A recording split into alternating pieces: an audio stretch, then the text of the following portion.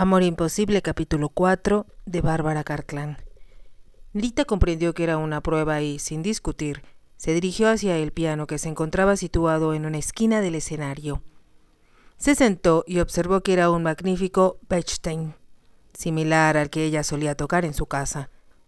La música de la Duval ya estaba colocada en el atril y ella la miró con curiosidad, en tanto que Desiree ya se había retirado para cambiarse. Entonces el marqués avanzó hacia el telón. «Explicaré al público lo que sucede», le dijo a Nerita. Otra vez se paró al frente y le explicó al público que el pianista había sufrido un accidente. Ya habían encontrado una sustituta, pero como ésta no había ensayado ni conocía la música de la actriz, les pedía comprensión y paciencia para ella. «No es una presentación muy halagadora», pensó Nerita con una amarga sonrisa, pero decidió darle una sorpresa. Le demostraría que, aunque solo era una institutriz sin importancia, que no le simpatizaba mucho, podía tocar tan bien y quizá mejor que el pianista francés. Dos de sus maestros le habían dicho, repetidas veces, que era una lástima que no tuviera que ganarse la vida, ya que con un poco más de práctica podría convertirse en una excelente concertista. No había tomado aquello muy en serio porque sabía que parte de su trabajo consistía en estimular a sus alumnos. También pensaba que como su padre era tan rico, todo lo que ella hacía se juzgaba a través de un cristal color de rosa.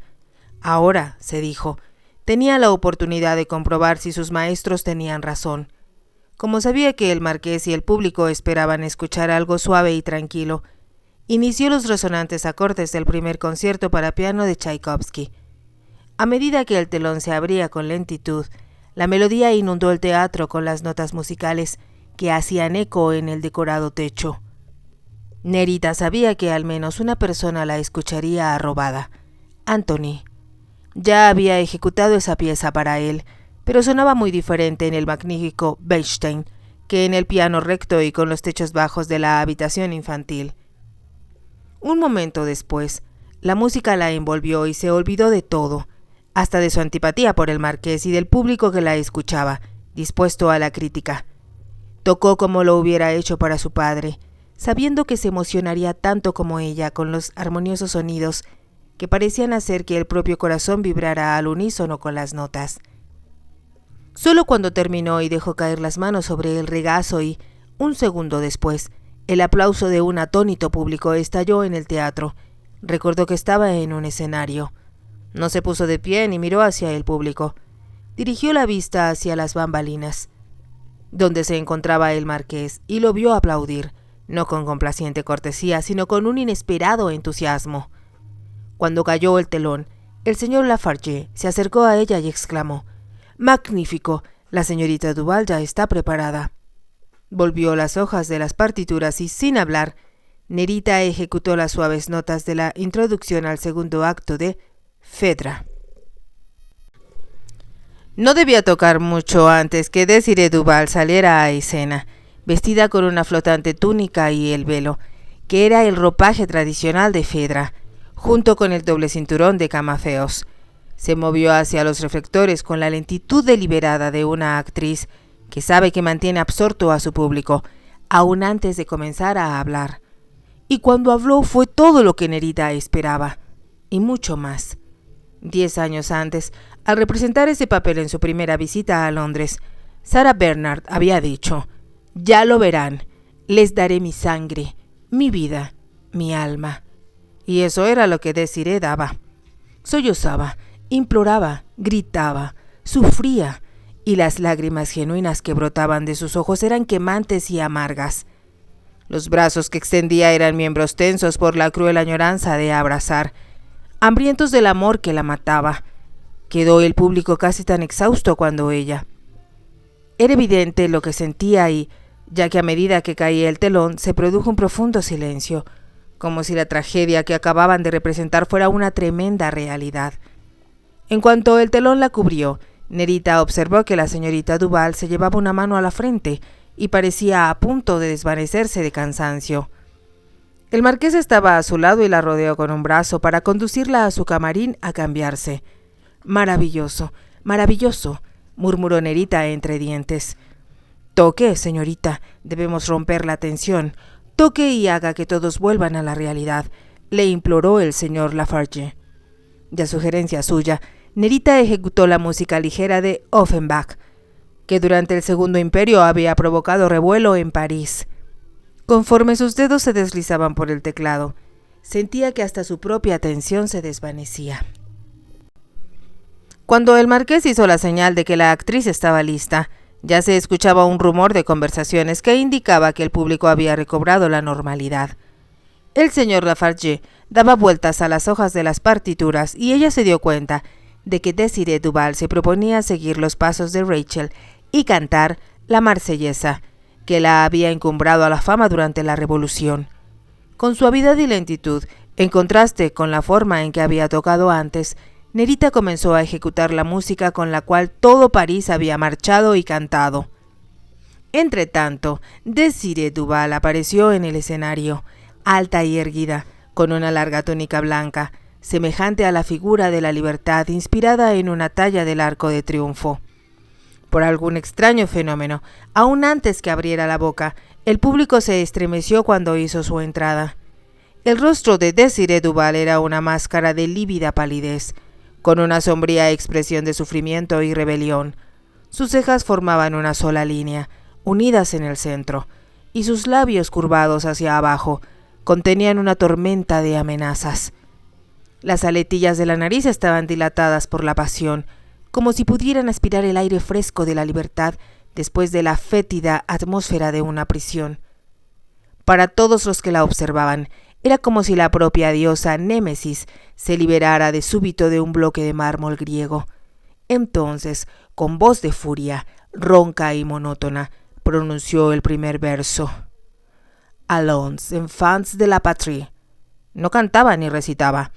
Era una declaración al estilo de las invocaciones de los tiempos antiguos, y al principio los versos eran un tanto arrastrados, lentos como una música extraña, que parecía palpitar hasta la profundidad de los nervios de quienes la escuchaban.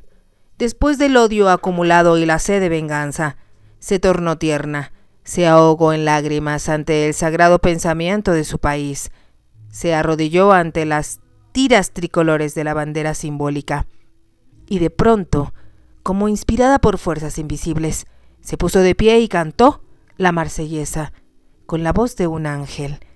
Nerita tocaba, bajo la dirección del señor Lafarge, y era al mismo tiempo parte intrínseca de Désirée Duval. Las lágrimas resbalaban por sus mejillas, puesto que nadie podía escucharla sin sentirse conmovido hasta el fondo mismo de su ser. Era algo magnífico, inspirador, hacía que hasta el público más aburrido y exigente se pusiera de pie con frenesí de salvaje entusiasmo. A medida que el telón caía y volvía a levantarse, los bravos, los aplausos y el golpeteo de los pies sobre el piso vibraban como un trueno a través del pequeño teatro. Nerita comprendió que el público podría escucharla toda la noche y, como Anthony, pedir más y más. Pero Désirée Duval era una actriz con suficiente experiencia como para no intentar superar lo sublime. Recibió alrededor de 12 llamadas a escena. Los ramos de flores aparecieron como por encanto, y en sus manos llevaba un hermoso arreglo de orquídeas que, según supo Nerita, le había obsequiado el marqués. Entonces, al dar las gracias por última vez, hizo un gesto en dirección al piano. «Póngase de pie, señorita», le susurró el señor Lafarge a Nerita. Ella obedeció, y cuando estaba a punto de sentarse de nuevo, Désirée Duval, para su sorpresa, se acercó al piano, la tomó de una mano y la presentó al público. Nerita hizo una reverencia para agradecer el aplauso. Cayó el telón y, en tanto el marqués se acercaba a ellas, Désirée Duval dijo con entusiasmo: «Es usted buena, muy buena, querida. Venga a París y tocará para mí en el Teatro de la Comedia Francesa». «Es usted muy amable», murmuró Nerita, «y le aseguro, señorita, que ha sido la noche más emocionante de mi vida». La actriz le sonrió, ofreció su brazo al marqués y le dijo: «Debo descansar un poco antes de la cena, pero estuvo sensacional, ¿no te parece?» «Fue algo extraordinario», contestó el marqués. «Muchas gracias, señorita Graham». Se alejaron rumbo al camarín y Nerita se volvió para dar las gracias al señor Lafarge. Lo notó viejo y cansado. Pensó que la forma en que lo había ignorado Désirée Duval era cruel y dolorosa. Salió por un pasillo que conducía directamente a la casa y alcanzó a Emily y a Anthony a la mitad de una escalera de servicio. El pequeño estaba cansado y lo levantó en brazos. «Bonita música, muy bonita», le dijo rodeándole el cuello con los brazos. Emily no hizo ningún comentario y Nerita adivinó lo que pensaba. Una vez que estuvieron en las habitaciones del niño, donde no había otros sirvientes que la escucharan, Emily comentó: «Esperemos que ninguno de los presentes en la función de esta noche le informe a su tía dónde pueden encontrarla. Yo también lo pensé, pero no lo creo probable. Estoy segura de que ninguna de las amistades de tía Violet ha estado presente y, aunque así hubiera sido, como no esperaban verme, tal vez no me reconocieron. Uno nunca sabe.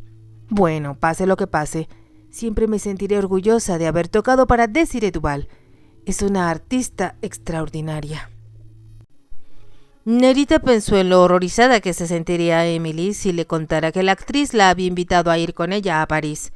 Sin embargo, estaba segura de que lo había dicho solo por cortesía y, aun en el caso de que hubiera hablado en serio, ella no iría. Sentía un gran temor ante la idea de ir sola a la esplendorosa capital, donde todos buscaban diversión y, por supuesto, amor. «Aquí estoy segura», se dijo, con la esperanza de que fuera verdad. Al día siguiente todo parecía deslucido después de la emoción de la noche anterior. Fue Emily quien le informó a Nerita, temprano por la mañana, que el grupo de huéspedes se marchaba y que la señorita Duval se iba a París. ¿Se va el marqués con ella? No, porque llega otro grupo a pasar el fin de semana, si es que pueden. Nerita comprendió que se refería al clima. Había nevado copiosamente durante la noche, y el parque Wych y sus jardines estaban preciosos bajo la gruesa alfombra de nieve.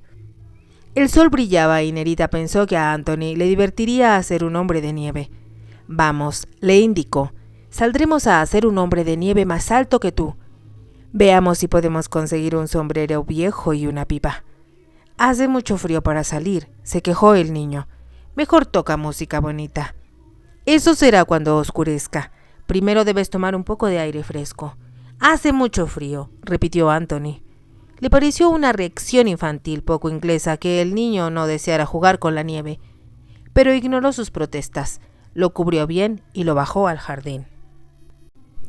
Había descubierto, un tanto consternada, que la única prenda abrigada que podía usar para ese tiempo era un fino abrigo de piel que su padre le había regalado el invierno anterior. Resultaba de lo más inadecuado para una pobre institutriz, pero sin él pescaría un enfriamiento, así que su única esperanza era que nadie la viera. Se dirigió con el pequeño hacia un lugar bastante solitario y trató en vano de entusiasmarlo en la tarea de hacer el hombre de nieve. Pronto comprendió que a Anthony no le interesaba y sí, en cambio, le molestaba la nieve que humedecía sus guantes al derretirse. Se dio por vencida y le indicó: «Vamos a darle de comer a Robin antes de ir a almorzar y, si la nieve no está muy gruesa por la tarde, quizá puedas dar un paseo». Anthony se entusiasmó enseguida y se dirigieron hacia las caballerizas. Cuando llegaron, Nerita observó que el palafrenero no los esperaba como era costumbre, sino que estaba ocupado en recorrer las casetas acompañado del marqués. Al verlo, Nerita estuvo a punto de volverse, aunque sabía que Anthony protestaría si se lo llevaba sin darle de comer a Robin. Pero el marqués se volvió y se acercó a ellos. «Buenos días, señorita Graham». «Buenos días, señor». Notó que la recorría con la mirada y recordó su costoso abrigo y la capucha de la misma piel que enmarcaba su rostro. «Quisiera agradecerle, señorita Graham, su valiosa ayuda para salvar anoche la función». Mientras hablaba, Anthony corrió hacia donde estaba Robin, y ellos quedaron solos en el centro del patio. «No hay necesidad de agradecérmelo, señor. Tocar para la señorita Duval fue un privilegio que nunca olvidaré. Jamás la había visto actuar mejor, y estoy seguro de que el mérito le pertenece a usted. Gracias». Nerita alzó la vista y sus ojos se encontraron con los de él. Por alguna extraña razón, le resultó difícil desviar la mirada. Como si él también se percatara de que algo raro sucedía, dijo en un impulso. Pensaba dar un paseo en trineo esta tarde. Es algo que no he hecho desde hace años. ¿Aceptaría acompañarme? Estoy segura de que Anthony disfrutará mucho. Pero al hablar tuvo la sensación de que el marqués había olvidado al niño y de que la invitación había sido solo para ella. Entonces se dijo que eso era absurdo. El marqués observó el cielo. Como el sol tal vez no dure mucho, creo que será mejor hacerlo temprano. ¿Le parece bien a la 1:45? Bajaré a Anthony al vestíbulo a esa hora. Almorzaron temprano. Nerita no podía dejar de pensar que era algo sin precedentes, que el marqués paseara con su hijo. Pero al menos esa tarde lo haría, sin importar qué lo había impulsado a invitarlos. «Quiero montar a Robin», anunció Anthony durante el almuerzo. «Esta tarde pasearemos en trineo. Si nunca lo has hecho, verás que es muy emocionante. Es el vehículo en el que viaja Santa Claus cuando viene a dejarte regalos en Navidad. ¿Un trineo con renos? Me temo que aquí no hay renos, pero nos llevarán 2 veloces caballos». No protestó más y permitió que Nerita lo cubriera muy bien.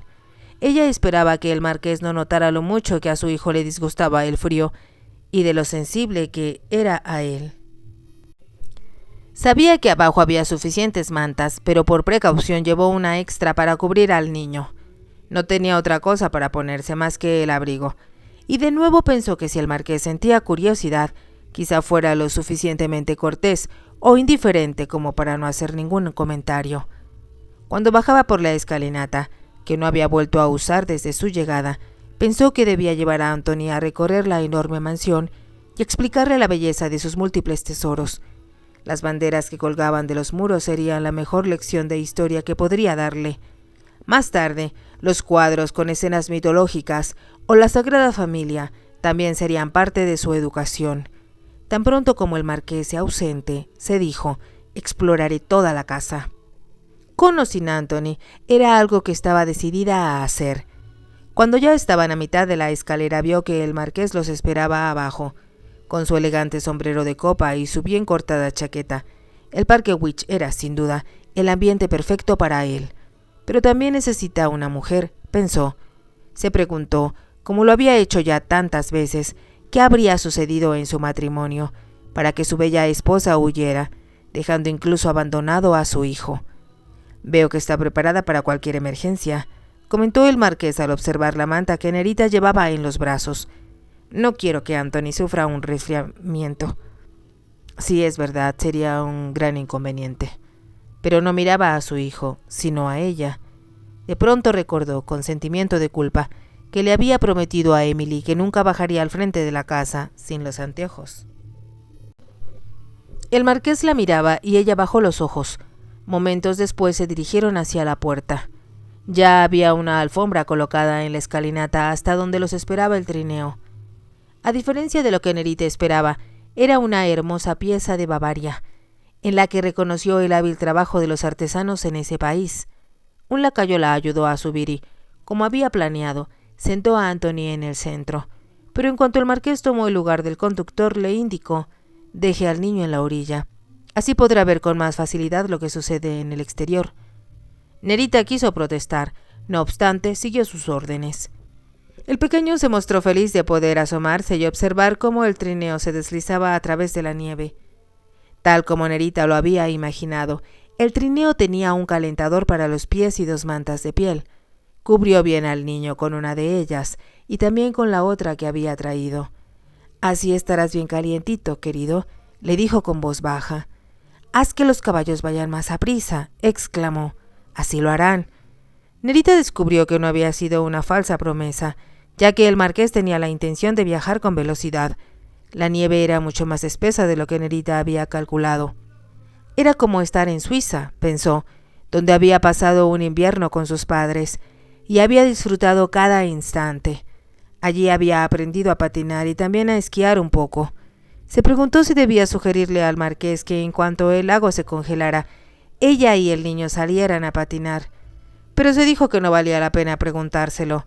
Solo tenía que ordenar los patines para los dos y esperar que pareciera una actividad normal. El sol brillaba sobre la nieve. Recorrían un lugar que parecía surgido de un cuento de hadas. en el que cada rama de los árboles refulgía, y hasta la nieve sobre la que se deslizaban parecía cubierta de diamantes. Ya se habían alejado bastante de la casa, y al verla tan majestuosa, aún más bella en el blanco panorama que cuando la viera por primera vez, Nerita no pudo evitar exclamar: ¡qué hermosura! El marqués siguió la dirección de su mirada y comentó: coincido con usted, y no solo porque sea mi casa. Es usted muy afortunado, dijo Nerita, y sintió una punzada de dolor al pensar en Merridon, la casa que había perdido para siempre. Parece que siente envidia. Tal vez así sea, admitió. Una casa es lo que todos deseamos, porque sin ella no tenemos raíces. ¿Qué le ha sucedido que la hace hablar así? Nerita se dio cuenta de que había sido indiscreta, y también que era un error charlar con el marqués, como si fuera alguien a quien hubiera conocido en sociedad y no a su amo. No es nada interesante, señor, dijo. Se volvió hacia Anthony. Ahora es como si fuera Santa Claus, solo que no tenemos bolsas con juguetes para repartir entre los niños. Santa Claus tiene renos. Tal vez cuando los renos se enferman usa caballos, como nosotros. Los renos son bonitos. Lo que quisiera saber, señorita Graham, los interrumpió el marqués, es cómo sabe tocar tan bien el piano y por qué, con ese talento excepcional, prefirió el empleo de institutriz. Se lo puedo explicar. Poseer talento es algo muy diferente a tener el genio de la señorita Duval. A ella la impresionó mucho. Antes de marcharse, me encargó que le dijera que si va a París le asegura trabajo en el teatro. También le dejo un pequeño obsequio que le entregaré cuando volvamos a la casa. La señorita es muy gentil, murmuró Nerita. Siento que le debo más de lo que puedo expresar con palabras, porque sin usted todo hubiera resultado un desastre. Estoy segura de que la señorita hubiera podido actuar sin fondo musical.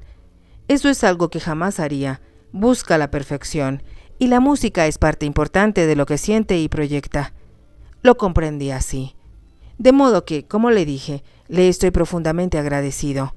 Nerita no contestó y, después de un momento, el marqués añadió: anoche pensé que debía haberla presentado a mis amigos, que la aplaudían a usted y a Désirée Duval, pero no quise que se reuniera con nosotros. Por supuesto que no, entiendo. Después de todo, no soy más que una sirvienta. No me refería a eso, y usted lo sabe. Algo en su tono hizo que Nerita contuviera el aliento y, casi desafiante, preguntó: ¿a qué se refiere entonces, señor? ¿A que es usted única? Alguien a quien nunca esperé encontrar en mi casa, ni en ningún lugar, y temía que si se unía a mis otros huéspedes, pudiera cambiar y convertirse en alguien común y corriente. Hablaba como si le fuera difícil encontrar las palabras precisas para expresarse. Su mirada permanecía fija en los caballos que conducía, pero Nerita sentía como si la estuviera contemplando a ella. Creo, señor, dijo un momento después, que anoche todos estábamos bajo el influjo de la magia que emanaba de la señorita y nada más que de ella. Eso no es verdad, y su fingida modestia me parece innecesaria, señorita Graham. Ella lo miró cortante. Había una nota de cinismo en su voz, una nota que no estaba antes, cuando sintió que era sincero en lo que decía. Ahora ya no estaba segura. Después de un momento, Nerita comentó: creo que algunas veces en nuestra vida suceden cosas que nos sacan de nosotros mismos.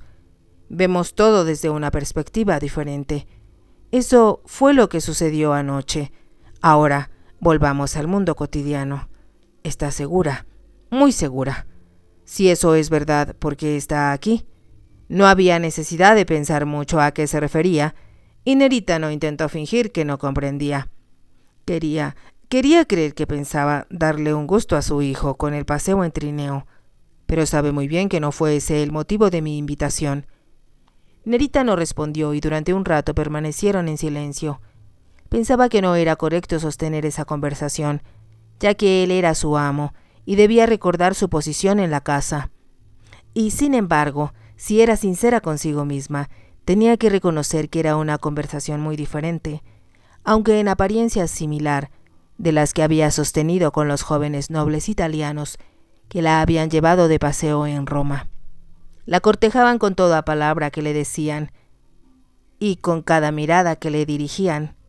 Esta conversación, a juzgar por las que había sostenido antes, no era un flirteo sino algo más sutil y, al mismo tiempo, tenía la sensación de que era más peligrosa. A pesar de que creía que el marqués le disgustaba y de que detestaba la forma en que trataba a su hijo, sentía que le contestaba de una manera que no era capaz de describir. Solo sabía que estaba muy consciente de la cercanía de sus cuerpos, del ancho de sus hombros, de la inclinación de su cabeza y de la manera en que, de vez en cuando, se volvía para mirarla. Se debe a que posee una masculinidad imponente, pensó, y supo a la vez que ella jamás se había sentido tan profundamente femenina. ¿Por qué vino al Parque Wych?, preguntó él, rompiendo el silencio que se había prolongado bastante rato. Deseaba un empleo. Es difícil de creer, ya que imagino que el sueldo que le pago es muy poco en comparación con el valor del abrigo que lleva puesto. Así que lo notó, pensó Nerita, pero respondió con voz alta. Mi abrigo es un regalo. Eso supuse. La nota agria de su voz y la curva de sus labios hicieron enfurecer a Nerita. Si piensa lo que imagino, señor, se equivoca. Así que puede leer mis pensamientos del mismo modo que yo puedo leer los suyos, exclamó el marqués. Ella se puso rígida y él prosiguió. Me detesto por la forma en que le hablé en la caballeriza, cuando pensé que el niño se había lastimado. Continuaba sintiendo lo mismo anoche, cuando llegó al escenario y yo pensé que era imposible que fuera capaz de acompañar a Désirée Duval. Pero ahora, aunque quizá me equivoque, creo que sus sentimientos son diferentes. Nerita estaba asombrada. No solo era mucho más perceptivo de lo que había imaginado, sino que no había sospechado que fuera tan afín a ella, casi como lo era su padre, hasta el grado de poder comprender sus sentimientos y adivinar lo que pensaba. ¿Tengo razón? Me parece que el interés de su señoría en una institutriz es bastante improcedente, observó Nerita con tono de reprimenda, y algo que no debería suceder. El marqués rió. Si quiere desempeñar su papel, no puedo impedírselo, pero usted tampoco puede impedir que especule sobre cuál es el misterio que la rodea y por qué, a pesar de su apariencia, desea hacer el papel de Cenicienta. Hizo una pausa para mirarla y dijo con una sonrisa que pareció iluminar su rostro. Sea cual fuere la razón, debo decirle que estoy encantado, desconcertado y siento una gran curiosidad por saber qué la hizo elegir el Parque Wych para representar su papel. Nerita sintió que no tenía nada que decir, por lo tanto, volvió a charlar con Anthony. Al niño le había entusiasmado ver huir a unos ciervos asustados por el trineo que se acercaba y quería que lo siguieran. Continuaron su camino hasta que, de pronto, el sol se ocultó y comenzó a nevar. El marqués volvió la vista, preocupado, hacia el cielo. Debemos regresar enseguida. Creo que se avecina una fuerte tormenta. Sin embargo, pensó que no era prudente dar la vuelta hasta que encontraran un terreno despejado con espacio suficiente para que los caballos dieran el rodeo sin peligro de resbalar. Cuando iniciaron el camino de regreso, la nieve que caía era más espesa y el viento les azotaba el rostro. Anthony empezó a lloriquear y Nerita lo abrazó.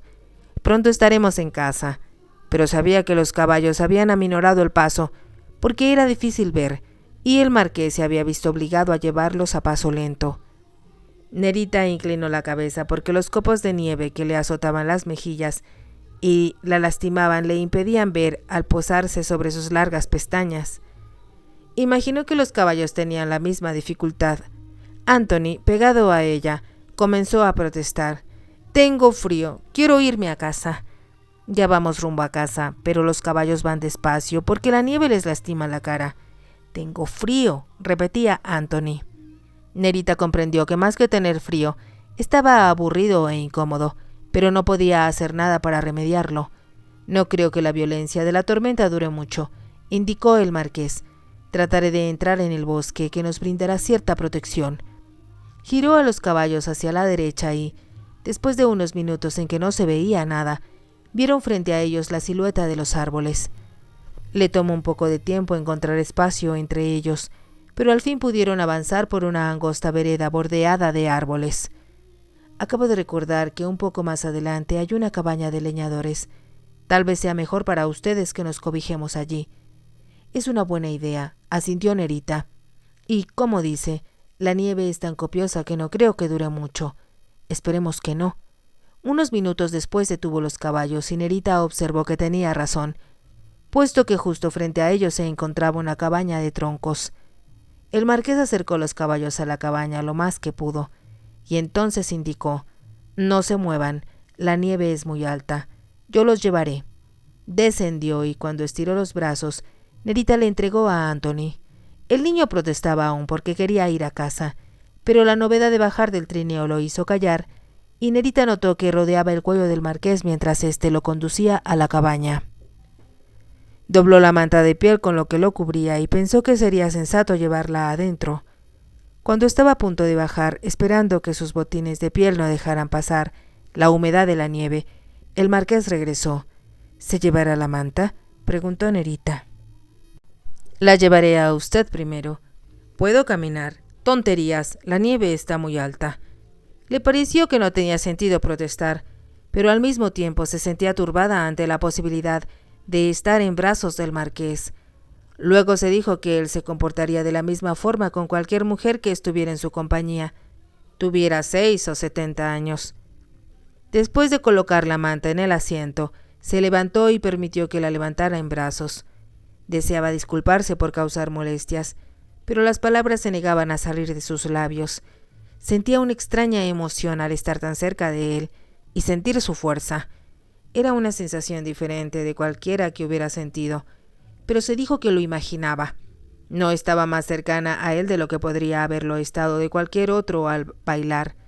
Sin embargo, era algo muy diferente. Tenía plena conciencia de su rostro junto al de ella y, como había pensado antes, de su imponente masculinidad. Estaban a unos cuantos pasos de la cabaña y al llegar la depositó en el suelo. «Iré por la manta», y se alejó en forma abrupta, según le pareció a Nerita. Anthony corrió hacia ella. «Es una linda casita. A lo mejor es aquí donde viven los 3 osos. Tal vez, pero ahora no están». La cabaña de troncos estaba muy bien construida. Nerita observó que tenía una pequeña ventana y una rústica chimenea que evidentemente se utilizaba con frecuencia. En uno de los rincones se hallaba una pila de madera cortada, hierba seca y hojas. «Podemos encender el fuego, así no tendremos frío», comentó con voz alta. «Tengo frío», insistió Anthony. Cuando el marqués volvió, no solo llevaba la manta y el calentador de pies, sino también el acoginado respaldo del trineo. «Enciende el fuego», le dijo Anthony al verlo. «Dame tiempo», contestó el marqués de buen humor. «Primero debo atender a los caballos». Le sonrió a Nerita antes de volver a salir. Ella comprendió que era fuerte y robusto, y que ningún tipo de clima podría afectarlo. Sabía que si hubiera ido solo, hubiese vuelto a casa a pesar de la violencia de la tormenta. Acomodó el respaldo del trineo contra una pared cercana a la chimenea. Estarían bastante cómodos una vez que encendieran el fuego.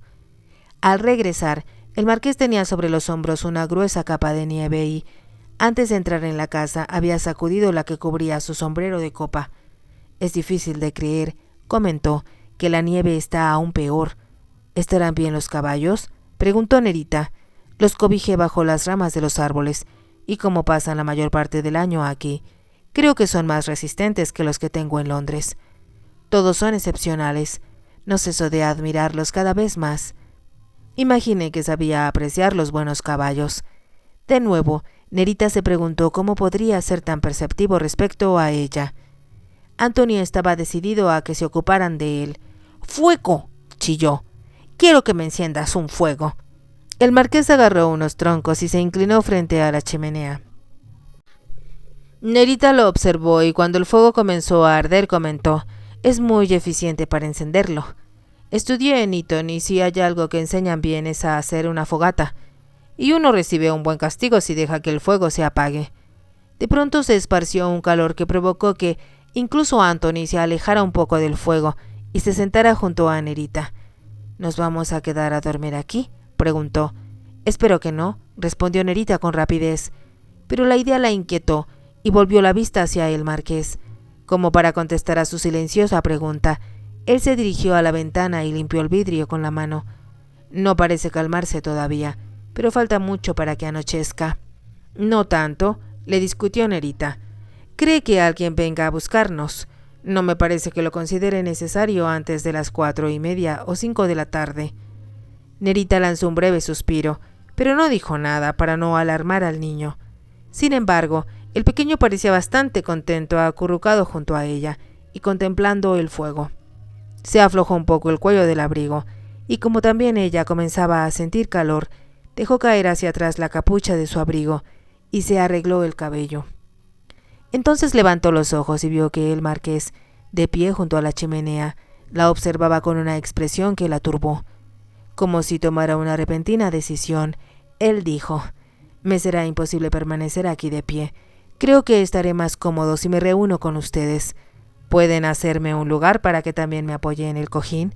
«Claro», respondió Nerita, esforzándose por mantener un tono natural en su voz. «Hay espacio suficiente». El marqués se quitó el abrigo, sacudió lo que le quedaba de nieve, lo dejó caer al piso y se sentó junto a ella. Volvían a estar muy cerca y, como en busca de protección, Nerita volvió la cabeza hacia Anthony. «No tenía intención de que esto sucediera», le dijo el marqués, «pero descubro que es una interesante aventura. No lo será tanto si tenemos que pasar la noche aquí. En 1 o 2 horas todos comenzaremos a sentir hambre y sed». «Qué manera tan poco romántica de hablar sobre lo que se convertirá en una anécdota emocionante para contar a sus nietos, señorita Graham», le respondió en tono divertido.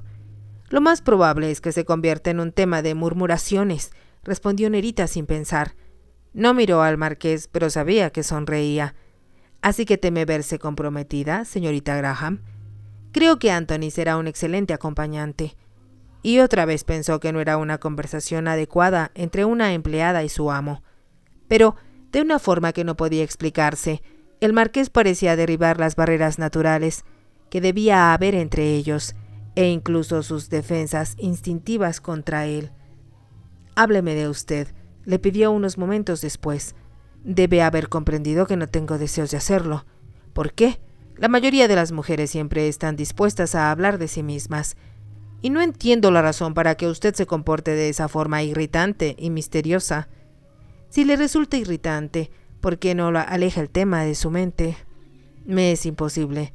No he dejado de pensar en usted desde el momento en que la conocí». «Entonces sí que estaba irritado. Y también, cuando tuve tiempo de pensar, sentí mucha curiosidad». Nerita guardó silencio y después de un momento el marqués prosiguió con voz baja: «Sabía de su presencia en mi casa, pero nunca pensé que nuestro segundo encuentro fuera tan dramático. Cuando la señora Wilton me dijo que tocaba bien el piano, imaginé que se trataba de la habitual actuación de una entusiasta aficionada. Eso es lo que soy. Tonterías. Sabe muy bien que toca como una profesional». Hizo una pausa y la miró al preguntar: «¿Eso es lo que es? Una pianista profesional que por alguna razón secreta se ha retirado del teatro por el momento. Para que continúe divertido, o debo decir irritado, será mejor que no responda a su pregunta. Pero yo lo haré. No creo que sea verdad, porque es usted demasiado joven. Y no acabo de comprender por qué el mayor Marriott accedió a darle el trabajo». Esperó y después preguntó: «¿Le mintió respecto a su edad? Tengo la impresión de que lo hizo porque deseaba el puesto». Nerita pensó que era demasiado intuitivo e inteligente, y como deseaba terminar con el tema, dijo con rapidez: «Ese tema me aburre. Suponga que soy lo bastante impertinente como para pedirle que me hable de usted. A mí me aburriría más aún». «Entonces quizás sea mejor que ambos permanezcamos en silencio y disfrutemos del calor». El marqués giró un poco el cuerpo hacia ella para poder mirarla directamente al rostro. «Si no desea que hablemos, lo haré yo conmigo mismo. Quiero decir con voz alta lo bella que es y, sin embargo, eso no describe su rostro, que posee algo más que belleza». Nerita se volvió hacia un lado, de modo que él solo pudiera ver el lóbulo de su oreja. «No me parece correcto que el marqués de Witchbold hable de ese modo con la institutriz de su casa», observó con frialdad. En este momento no me considero el marqués de Witchpool, sino un hombre que se encuentra a solas, bajo circunstancias muy extrañas, con una criatura fascinante que le desconcierta y que bien pudo surgir de un cuento de hadas. No estamos solos, lo corrigió Nerita. Pero al mirar a Anthony comprendió que el pequeño, arrellanado junto a ella, estaba profundamente dormido. Yo tenía razón. Estamos solos y nadie puede oír lo que deseo decirle. No debe decirlo, por favor. Volvió el rostro, suplicante. Advirtió que el de él estaba más cerca de lo que esperaba. Lo miró a los ojos y se sintió perdida. No podía ver más que fuego en ellos, que parecían reflejar las llamas de la chimenea. Contuvo el aliento. Sentía que le sucedía algo que jamás le había acontecido. Ni siquiera estaba segura de lo que era. No podía expresarlo con palabras, pero sin embargo, sucedía. Estaba hechizada por un hombre a quien acababa de conocer, a quien pensó que detestaba y que, a pesar de ello, era parte de su vida, de ella misma, de sus pensamientos. El marqués también parecía paralizado. Entonces, como si fuera inevitable, con lentitud uno de sus brazos la rodeó y, con la otra mano, le levantó la barbilla y sus labios se unieron. Fue un movimiento de poesía pura, de música. Nerita comprendió que era lo que siempre había deseado y que sabía que la esperaba en algún lugar del mundo, si era capaz de encontrarlo. Sintió que los labios del marqués la mantenían cautiva. La cálida insistencia de su boca, al principio gentil, casi tierna, pero poco a poco más posesiva y exigente. Y no fueron solo sus labios. Todo su cuerpo respondió como si fuera un instrumento musical, del cual él pudiera hacer surgir una música de embeleso que provenía del cielo. No supo cuánto tiempo duró el beso. Solo comprendía que ya no se pertenecía, que era de él y que los dos se habían convertido en una sola persona. De una manera extraña e inexplicable, parecía como si se hubieran encontrado a través del tiempo y se hubieran unido después de una larga separación. Por fin el marqués levantó la cabeza y la miró a los ojos. ¿Cómo pudo suceder esto?, preguntó con voz profunda y temblorosa. Pero ha sucedido, y creo que desde el momento en que la vi, supe que era inevitable.